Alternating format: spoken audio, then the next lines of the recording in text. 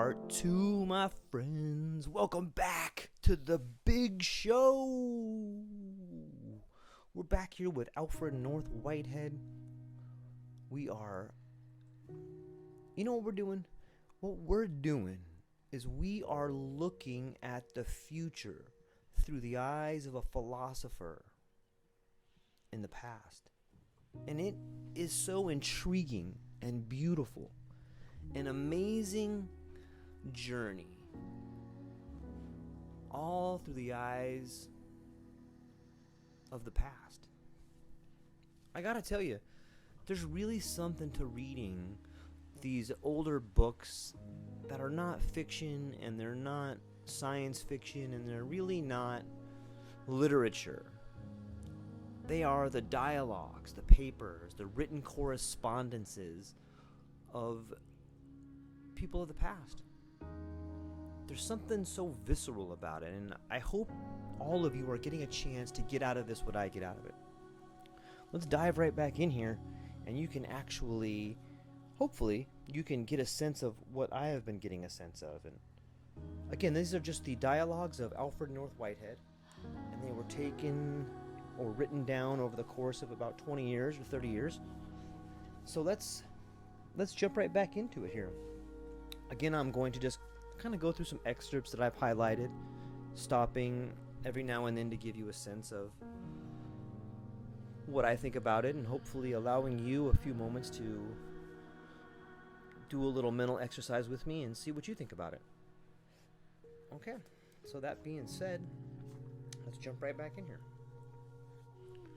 From the book, I raised the question why the creation of an artwork exhausts the experience for its creator, but is infinitely potent of repeated stimulations in the enjoyer.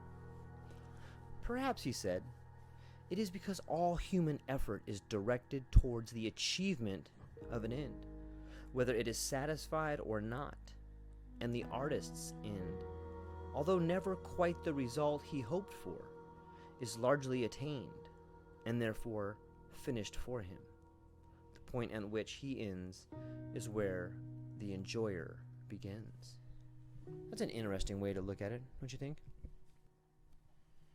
The generation, now at the age of 50 or thereabouts, he said, seems to me to have had its upbringing terribly bungled. When I address an assemblage of youths under the age of 30, I am aware of feeling a hearty respect for them. I think, he continued, it came from their parents, having lost their own belief, but going on insisting on the dead formulae of conduct in order to keep their children, quote-unquote, good. When they no longer believed in these formulae themselves, the children eventually found it out, deceived their parents in turn, and it resulted in deceit all around.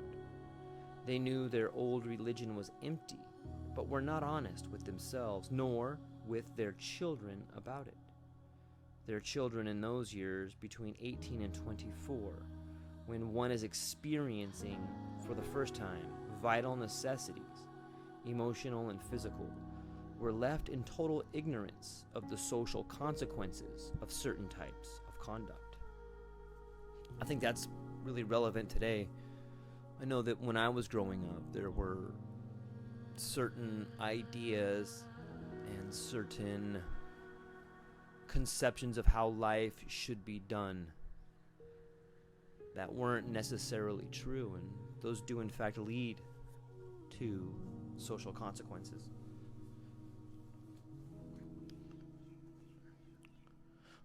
But why such an advance in the past 2 centuries when mathematics had been highly developed by the Greeks at least 26 centuries ago?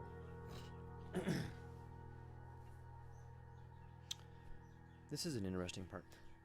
Man's earlier discoveries in mathematics were made by observation of his physical surroundings, as contradistinguished from abstract reason, said he. On the plains of Chaldea, he noticed the stars swinging round and round, deduced the conception of the circle, and finally arrived at the wheel. Interesting to think about how mathematics may have been discovered in the past, and how the evolution of our science resulted from it. I think you can go, much like the wheel, full circle in understanding the relationship between mathematics and abstract thought, and how today, being away from nature and submerged in this world of technological abundance, it makes sense. It makes sense that our idea and our worldview has become so narrow. The further we go away from nature, the more narrow the pathway of advancement becomes. Does that kind of make sense? If you just take that little particular bite there of man using an abstract thought by staring at the stars and realizing that we are rotating, and that the way you can see the moon move around the earth, and you can see the precession of the equinox, how one could get from there to the wheel. Like, those are big ideas. Those are big thoughts and abstract. Where today we are narrowly focused on this tiny little part of technology. And it's just fascinating. The deeper you get into something, the more the illusion of abundance. I told you this was going to be interesting. Beautiful, right? How is experience to be brought to the level of consciousness and transmitted into an art form out of the subconscious? That is a big question. You are speaking too mentally. It is first an aesthetic experience, powerfully felt, emotional experience with mental perceptions. Then it demands a definite artistic form. The trouble with creators of today is that they try to substitute a mental idea for the aesthetic experience. They think, look here, wouldn't it be exciting to try it this way, a way no one else has ever tried it before? But the novelty is of no significance. All that has any significance is the depth and vitality of an experience out of which the art comes. And if it comes out of mere consciously clever ratiocination, it is foredoomed. You are dealing in secondary perceptions and relatively shallow experience. It does not bear the stamp of deepest truth. Wow, that's pretty deep. Let's kind of break that down a little bit. So if you and I want to, how is experience to be brought to the level of consciousness and transmitted into an art form out of the subconscious? I think that is a question that all artists are striving to do, right? You're trying to bring something back from the unconscious mind. It's a lot like going balls deep into like a 10-gram psychedelic trip or a day 2 of an ayahuasca binge and trying to formulate a new linguistic pathway to share the experience with others with, right? If you really want to transcend, if you want your idea to live forever, if you want to put your stamp of authenticity onto the minds of those who are viewing your idea, you have to have this new way of showing things. And so what is that? Well, you don't want to be too mentally about it. You want to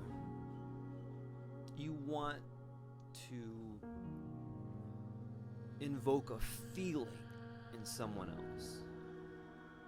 You want to have both the power and the soothing effects of your idea transmitted not only via words, but by felt experience. According to Whitehead, he says that the trouble with creators of today is that they try to substitute a mental idea for the aesthetic experience.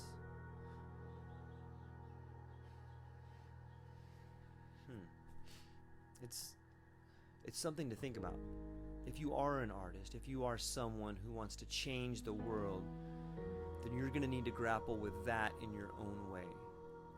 You're going to need to understand that the idea you want to transmit must transmit feeling. It must evoke an emotion. Man's best thinking is done either by persons living in the country or in a small community, or else by those having had such environment in early life. Enrich their experience by life in cities, for what is wanted is contact with the elemental process of nature during those years of youth when the mind is being formed. I think we can agree that the majority of people, well, it seems to me, in my own experience, that my best thinking is usually done alone in nature. For me, it's been out in the ocean or hiking or somewhere where you're not disturbed by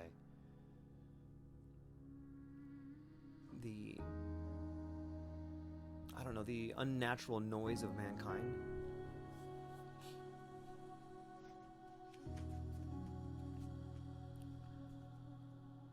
Urbanization is a weakness in much of our modern thinking, especially about social problems. Thought is taken primarily for the cities when perhaps it isn't the cities that so much matter. Smart plays are written for blasé audience in a metropolis. Eccentric poetry and clever novels are concocted about dwellers in crowded streets who poor souls are cut off through most of the year from contact with the soil, the woods, and the sea, and who perhaps never did a day's hard manual labor in their lives, and to whom the very changes of the weather are but feebly perceptible. They are deprived of that discipline which is imposed by daily contact with their leisurely growth of crops, by the anxiety that those crops should be so at the mercy of nature's caprice, and yet also the reassuring experience of nature's bounty in the long term. It's interesting that it just seems the technological advances in today's society favor us being quarantined into small dwellings in a tightly packed city where everything can be monitored. Where, again, when it goes back to, it seems our best thinking is done outside those city centers. The most we can ask of civilization, I think, he said, smiling wickedly, is that it shall not crush every type of talent. Scholarship, said he, can ask itself three questions. First, what exactly did an ancient author mean when he wrote certain words?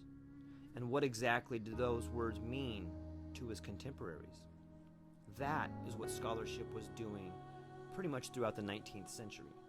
Next, it can ask, what and where are these flashes of insight in the work of genius, whereby he rises out of his own time into all time?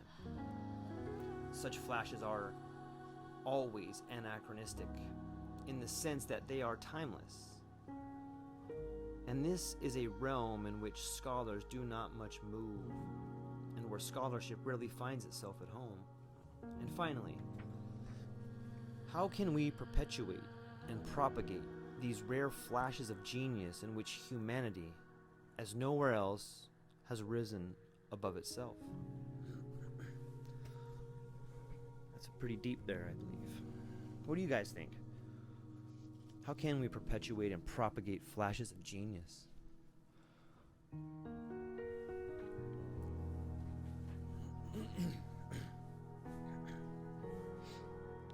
Dr. Cannon talked of Russia, Germany, and China, where he had been on tour and in medical conventions last summer. Ivan Pavlov, the Russian scientist, was one of his old friends. During the early days of the revolution, he said, Pavlov, as was his wont, before beginning his regular series of academic lectures, commented on world events. He was called before the Cheka. After they had questioned him a while, he drew out his watch and said, Gentlemen, you must excuse me, I have a lecture to deliver, and walked out. You can do that if you're Pavlov, said Whitehead. Otherwise, you go to Siberia. Foreign diplomats and consuls in Russia, said Dr. Cannon, have no Russian friends.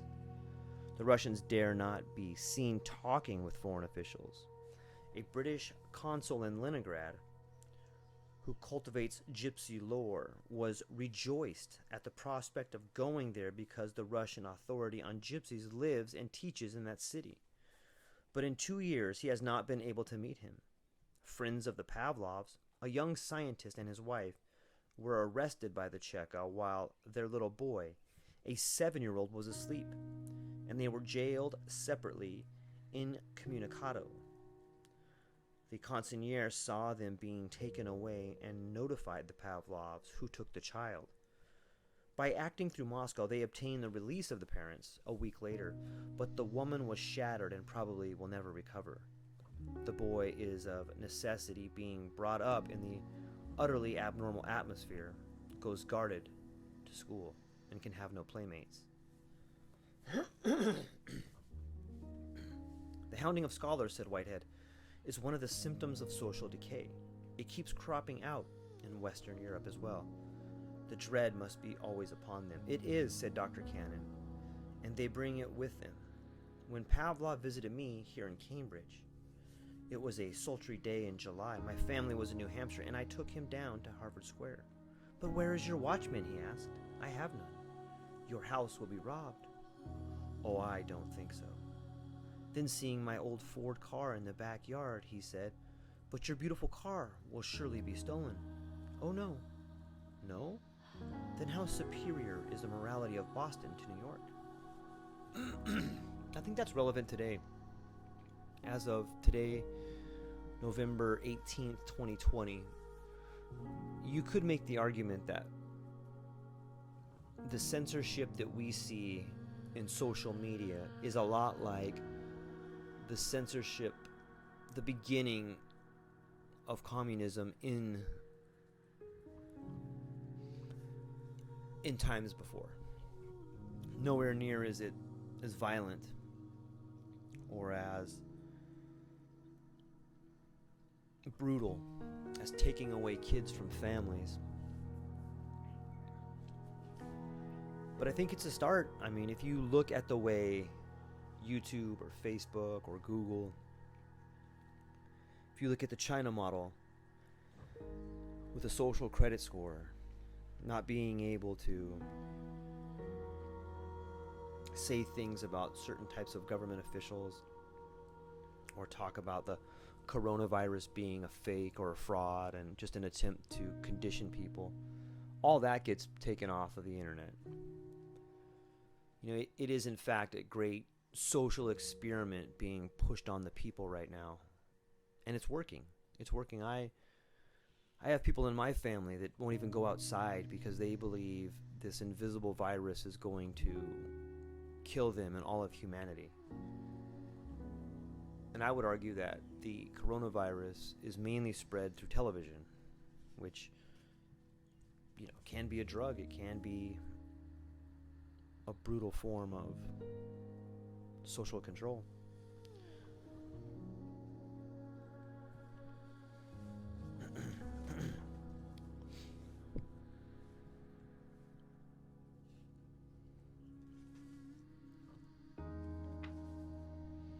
Here's a interesting part about a novel written, or what was Dr. Whitehead was reading. Here's an interesting book review by Dr. Whitehead from April 19th, 1937. 3 novels about Boston have appeared within a year. The latest of them, Ward 8, by Joseph Deneen, is a study of municipal politics with a lifelike portrait of Martin Lomansy, who was something between guardian and czar of the West End. It deals with the other 3/4 of the city not coped with, although noticed in John Marquand's The Late George Apley. Santayana's The Last Puritan, of a wider range, ends as a period 2 decades earlier than the other two. The Whiteheads had been reading Ward 8 and asked, "Do you know the author?" "Certainly, he is a reporter and friend of mine." "Could you bring him to see us? Would he care to come?" "One can't undertake to produce him, but I can try." It proved easier than anticipated. Both Whiteheads were in top form, perfection of handling, genial, considerate, interested, but uncompromising. It was amusing to see Joe shaken out of his attitude of indifferentism. He began with a general defense of the system. They demolished it by Socratic questioning. What service does the boss perform? Employment agency? Yes. Humanizer of the ward? Yes. But isn't the tribute he exacts excessive? And how about selling their votes after they have paid him for jobs and the employers have paid him for getting the laborers? Is it finally defensible? Deneen took it gamely. Besides, he knew that Mrs. Whitehead was emotionally in sympathy and that both of them admired the novel. He explained the graft all through society in the labor unions. The unions expecting to be sold out by their elected agents who openly justify their having done so on the score of policy. Then in business, finance, journalism, it is an enveloping climate. The discussion moved to a comparative view of the two social systems, American and English. "We, in England," said Whitehead, "have a bad system inherited from medieval feudalism which oughtn't to work, but which, as a matter of fact, does work rather well. Whereas here in America, you have an excellent system which ought to work very well, but does, as a matter of fact, work rather badly. Your system," said I, "keeps the individual of the class in the class, but by so doing provides it with able leaders, which gradually elevates the class as a whole. Ours allows the individual to rise, but by so doing deprives the class of its natural leaders, and so tends to leave the class as a whole down."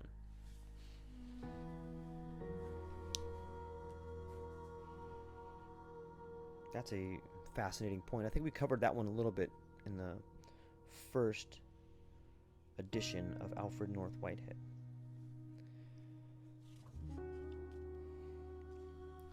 There is no tolerance unless there is something to tolerate, and that in practice is likely to mean something which most people would consider intolerable. Religion carries two sorts of people in two entirely opposite directions, said Whitehead. The mild and gentle people it carries towards mercy and justice.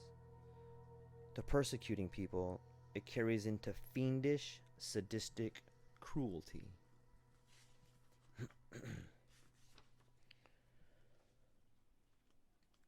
Classes identify the interests of their nation with those of themselves. It begins to look as though the one thing democracy has that is worth saving is the freedom of the individual.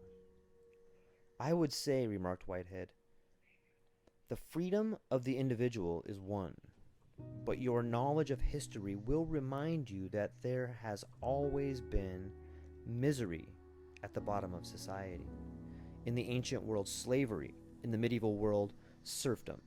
Since the development of machine technique, industrial proletariats.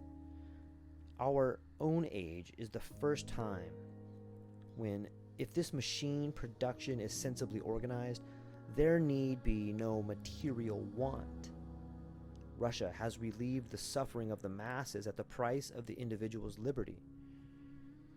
The fascists have destroyed personal liberties without really much alleviating the condition of the masses. The task of democracy is to relieve mass misery and yet preserve the freedom of the individual. How would you say we are doing that today? I would say very poorly. I don't think we are relieving mass misery and preserving freedom of the individual. Maybe it can't be done. Maybe it is a utopian vision to do both of those things. I would say that we are slipping faster and faster into a more fascistic regime. If you look at what's going on, at least in the United States, you can see that the Great Reset or the COVID-19 is a fancy way of getting rid of small businesses. There will be no room for small business in the future. And we will be moving rapidly towards I'm of the opinion it's more of a eugenics mindset, and that we're going to kill off tons of really poor and mentally disabled people. I'm not saying I agree with that. I'm just saying that that's what it appears to me. If this fake pandemic or plandemic is just a way to transfer wealth from the bottom people in society to the very top people. In the United States, we have had what is deemed stimulus for people, but is really just bailouts of banks and corporations and the new aristocracy that will be moving forward in the future. And it's kind of a dark vision, and I hope I'm wrong. I hope that there is some sort of AI behind this, or some sort of, I don't know how realistic believing in a AI to solve problems is. It seems like a technocratic nightmare is being thrust upon us.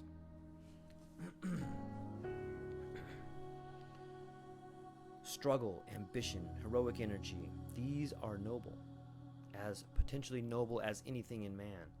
But when they decline into a mere love of domination, they are evil. It seems that throughout our evolution, these were incredibly noble aspects of man: struggle, ambition, heroic energy. These are the stories of our youth, stories told to young men and women to help them survive, stories of young men and women that overcame overwhelming odds. And in today's environment, those particular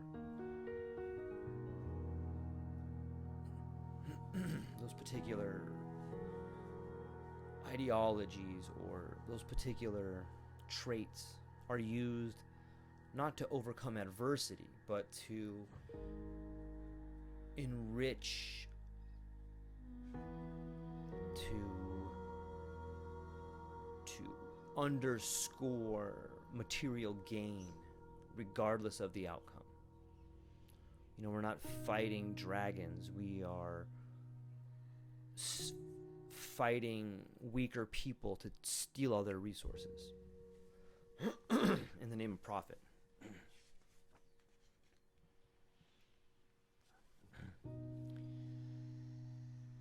Later, we got onto what Whitehead called asking ourselves historical riddles. Let's see what you think about some of these. Whether the Spaniards had maimed their intellect by expelling the Jews and Protestants, he added. The gold they brought from the Americas demoralized them. The gold they brought from the Americas demoralized them. and the armies they sent over Europe drained off more of their best blood. No doubt, the soldiers produced their proper number of babies, but not in Spain. The blight, however, did not extend to the arts. Did the expulsion of the French Huguenots postpone the French Revolution? Perhaps caused it, said he. That suggests the German 48ers. After the failure of their revolutions, multitudes of Germans got up and came over here. Later in the evening, he said, I have been meditating on the relation of technique to art and have a theory. Whether it can be sustained, I am not sure. It is that in the early stages of an art, technique comes in as a means of expression for the burning conviction that is in the artists. It is often ragged. Take the cathedrals. You get something profoundly moving, and at elbows with it, something clumsy but which does not detract from it. Then, as the art matures and the technique gets established and transmissible by teaching, the bright boys are picked out who can learn the technique readily, to the neglect of the boys who have magnificent dreams. The work is clever and finished, but lacks depth. See, that to me speaks to the I don't know, I guess that can be something seen throughout history or throughout the centuries. In the beginning, you have these beautiful artistic ideas, these people that have the ability to dream and create new things. And then as the century moves on, about halfway through, maybe 50 years, those people are no longer needed. What is needed is good students of those people to finish the dream. It's almost like in the beginning of every century, or maybe in the beginning of every age, the dreamers are given the right to begin dreaming. And then the dreamers that are born 20 or 30 years from them are to be cast aside as workers or cast aside as lower class because their dreams, their skills are no longer needed. What is needed is the A student, the person that can follow directions, that can carry out the dream of the long gone dreamer.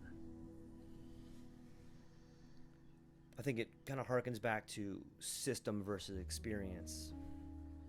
We started rummaging among the arts to test it. He thought Raphael was one of the clever technicians who appear at the moment when the profundity begins to be lost, and Milton another, and the flamboyant style in Gothic a further example. English Gothic, said he, runs through about 4 centuries, 1100 to 1500, and through the successive styles, Romanesque, Early English, decorated and perpendicular, each style lasting roughly about a century, up to the 16th when it begins to peter out. What was happening in those 4 centuries was that new aspects of the idea of Gothic architecture were being discovered and developed. Its possibilities of novelty looked endless, but by the 1500s they began to look used up. I don't say that they were used up. Then you get a complete break. Builders go back to the architectural style of Greece and Rome, Renaissance. They adapt that style for every usage in the modern world, and from church to railroad station.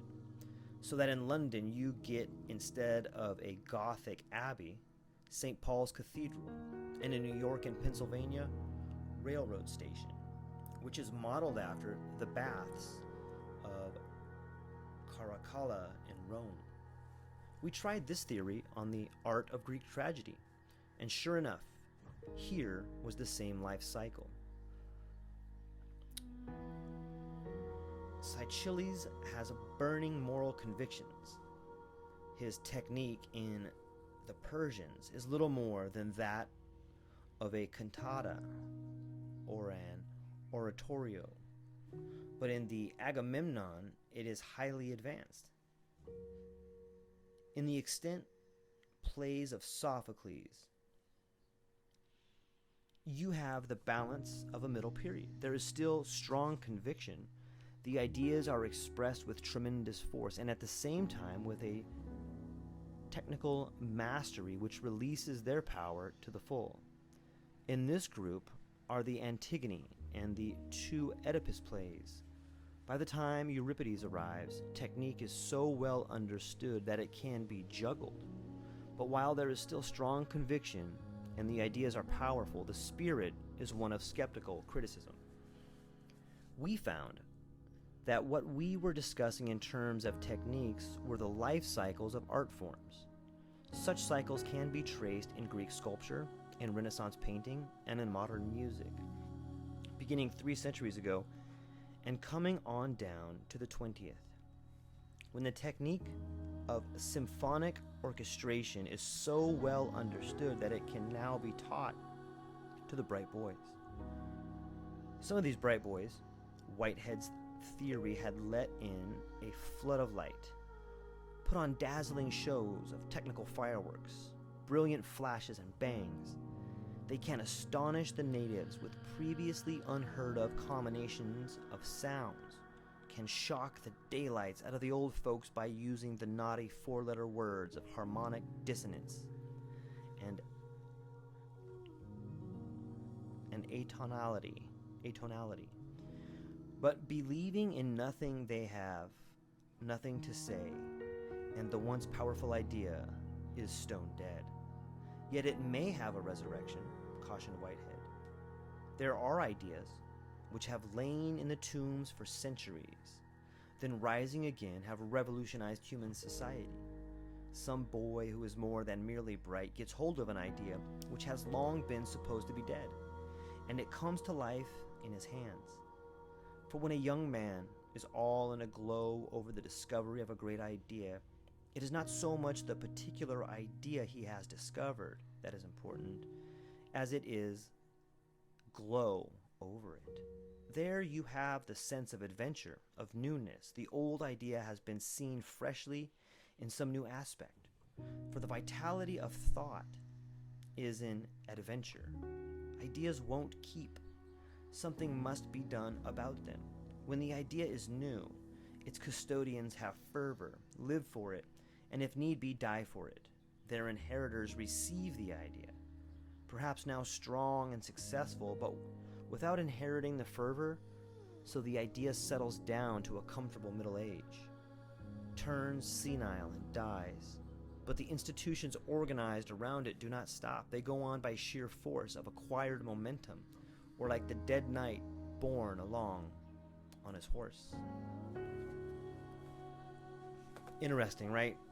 To think about the life cycle of art forms, to think about the life cycle of ideas and how similar the life cycle of artwork and ideas is to our own life.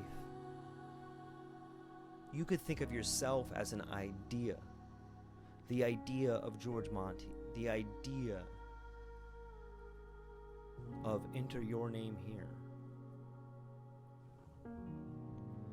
It can give you an interesting aspect of your life, you know, and it's fascinating to think of an idea as a person. An idea is something that's real. An idea is something that lives a life alongside of you. Whatever you believe in, whatever idea you have, if you pour your heart into it, it becomes real. How would your life change if you looked at yourself like an idea? Right? Ideas are something that they're malleable. You can change an idea as fast as you can change the way you think. The idea of yourself. Maybe if you're not living the life you want to live right now, you can just change the way you think about who you are and your life will change. It's true with an idea, right? If you think of the idea of living in a perpetual state of happiness, you can begin to live it. If you think of the idea of living in a depressed, saddened state of depression, then you can live that one as well. What you focus on is what you feel, and the life cycle of art is the life cycle of life, is the life cycle of ideas, is the life cycle of our planet. Just like watching a flower grow on a tree from bud to fragrant flower to browning of the edges and falling on the ground. It's the same way you can look at the United States, or at least the cycle of this part of the United States. When you're green, you grow. When you're ripe, you rot.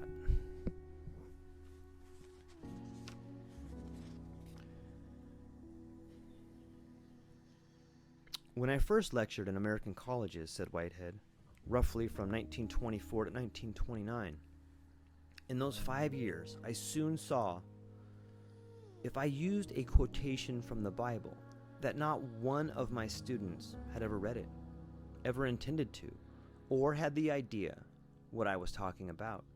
And if they sensed that I was speaking of religion, they leaned back until I should have got on to something else. But in the years from 1929 to my retirement, the last 7 years of my active teaching, this attitude changed. And when I spoke of religion, there was an attentive leaning forward. Okay, I want you to think about the years he's talking about right now, from 1929 until his retirement. That was almost 100 years ago. In the beginning of that, from 1924 to 1929, no one even cared about religion, according to Whitehead. And where are we now? We are in 2020. And you could argue that there has been a growing distaste for religion in the United States in the last, 15 years, all these atheists and just different. It seems to me that as a whole, our country was getting away from religion. But in times of crisis, where we're at now, it seems that it's growing back faster. And we're right back to the last chapter where we talked about the life cycle of ideas. You know, what if every 100 years there's a resurgence of religious fervor? What if every 100 years there is a small cycle and a big cycle? And every 1,000 years might be the big cycle, and every 100 years there may be an opportunity for a great war, a rebalance. You know, we're rapidly approaching the 100-year mark of both world wars, really. And you could argue that that's where our countries are headed to now.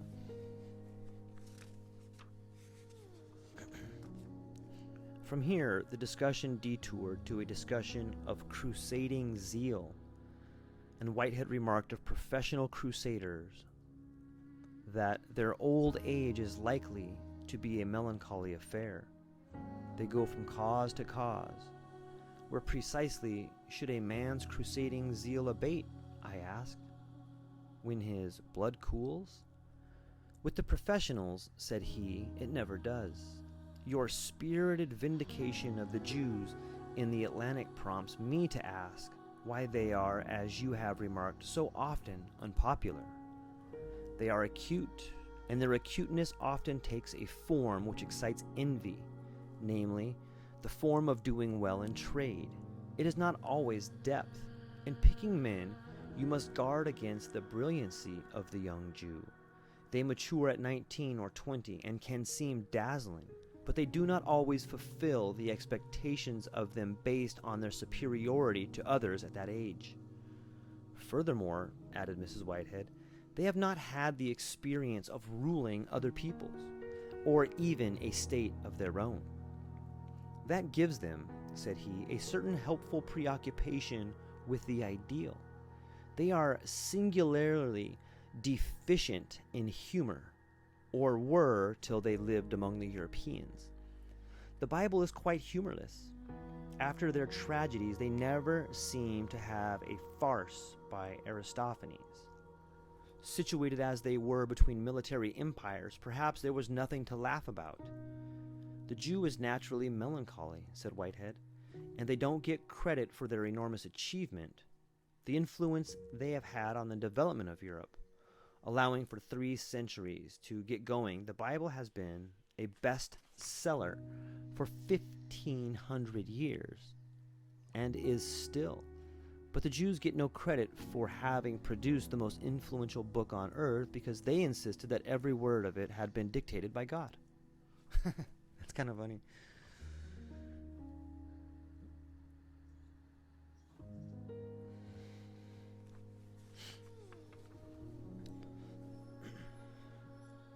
I told him, Brüning, sometime Chancellor of Germany, had said during a conversation at Dr. Hans Zinner's that education should be reserved for the elite. Until 50 years ago in England, said Whitehead, it was confined to a small upper layer, and no one thought it amiss that the mass of the people should be illiterate. Now, we take literacy for granted. My father had the running of the village school when schooling was first made compulsory. He encountered the stiffest opposition. The villagers had not been educated, and they did not want their children to be educated. There was a sudden and immense trek to education in this country after the World War, which has continued ever since. I remarked, by 1926 it was unmistakable, and it kept right on through the Depression. With it has come a higher regard for the teacher. In the early 19th century in America, as I understand it, said Whitehead, the teacher and scholar and professor were looked up to. They were Unitarians and had a nimbus of religious awe, but as the century wore on, that wore off. Unitarianism was a religion not of one God, but of one God at most, if not of one God. And also, said I, as the continent was open, the feeling was at the turn of the century that if man was what he ought to be, he would make a fortune. This was what made William James call success the bitch goddess, that worship is not as prevalent now. Interesting to think about our history with education and how, is it education or is it indoctrination? And if it's indoctrination, is it really that different than what the Germans did to their people? Has it always been a level of propaganda? Is science something that is determined by a group of experts? It's interesting to think about how malleable a country can be if they have a system of education. And to the point about only a few people being literate, I think it's still there. I think the point of elite schools in the past was that really intelligent people have the opportunity to go away to institutions where they could continue their learning with other incredibly intelligent people. And out of this idea of beautiful fairness, and out of this idea of raising the consciousness of the entire country, we should make it more available to all people. However, in doing so, in our attempt for eternal fairness, we have turned education into a higher form of indoctrination. If you go to an Ivy League school, you are probably going to be surrounded by the smartest people in the world. Whereas if you go to a state school, you are going to be surrounded with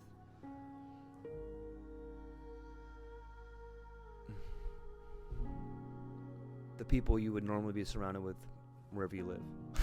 Just from a different part of the world.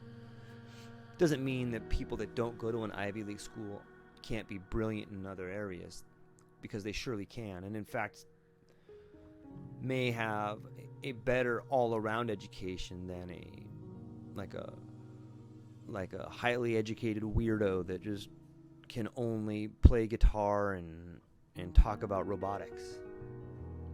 You know, in a way, people that are at like some of the greatest schools in the world are borderline retarded in that they can't have relationships. They're almost like the monks from an old school monastery where, you know, they're blessed with this unbelievable idea of how to cultivate abstract ideas, but it's that same fascination with the abstract that makes it impossible for them to live a regular life. So I'm not sure you should want to be Elon Musk or other individuals that seem to be glorified when in fact they may not have the life you think they have. You should be happy with your own life because you're a beautiful person.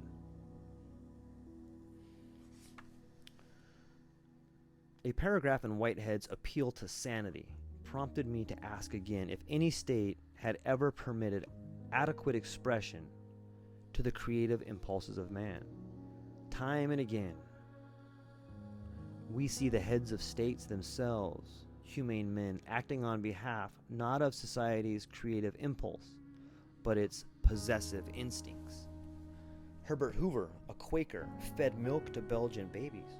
Herbert Hoover, as President of the United States, had the war veterans of the Bonus Army bombed out of Washington by tear gas. What is this profound dichotomy? The milk for Belgian babies didn't necessarily imply humanitarian sentiments on his part, said Whitehead. It was merely an organization job, which the sentiment of his time had adjudged had to be done, and he was engaged to do it. Quaker? Yes, but unimaginative. In his original function as an engineer, his job was to get minerals from mines somewhere in the interior down to tidewater. Such men don't think in terms of human values or human well-being. Those items, if they enter at all, come in incidentally to the main object, namely that of taking up the metal from one place and laying it down in another. They keep their minds fixed on that. When it came to getting the Bonus Army out of Washington, there you had a situation that wanted to be handled very delicately, and he showed how heavy-handed he really was.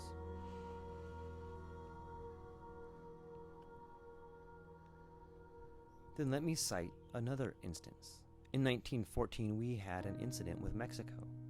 Something provocative happened in the harbor of Tampico. First a squabble, then a dispute over an insult and a demand that the Mexicans apologize and salute our flag. The affair kept worsening. The North Atlantic Fleet was ordered to the coast of Mexico. Public feeling was inflamed, or at least the press vociferated. And President Wilson ordered the Navy to attack and capture Veracruz. They did, and 17 boys were killed, 16 Marines and 1 sailor. 2 more died of wounds a few days later. Only half a dozen years before that, Mr. Wilson, instead of being President of the United States, had been a college president at Princeton, a humane gentleman, like any of your colleagues here, who would have been distressed if 17 boys in his freshman class had died of an epidemic. The bodies were brought to the Brooklyn Navy Yard on an armored cruiser, and the coffins, each covered with a flag, were rolled out on a parade ground. The president came from Washington to deliver the funeral speech. He said he envied those dead young men.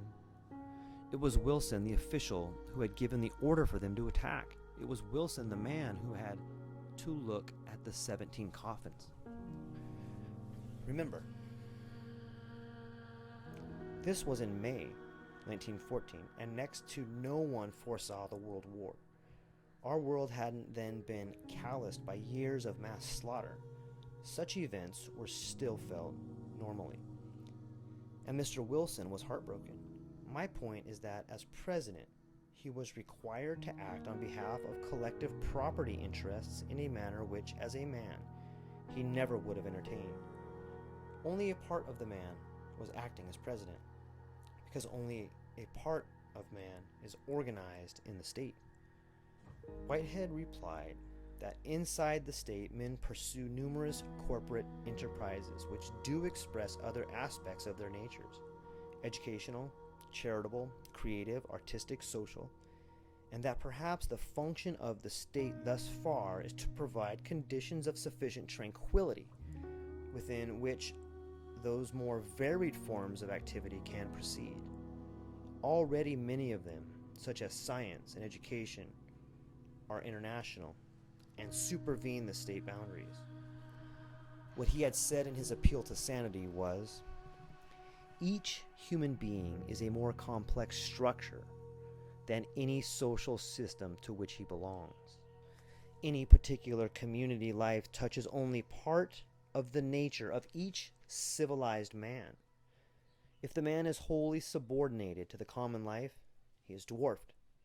Communities lack the intricacies of human nature. War can protect, it cannot create. Man, that's almost like a mic drop right there. Let me just read that again so you can truly kind of take some time to think about it. Appeal to sanity. Each human being is a more complex structure than any social system to which he belongs. Each human being is a more complex structure than any social system to which he belongs.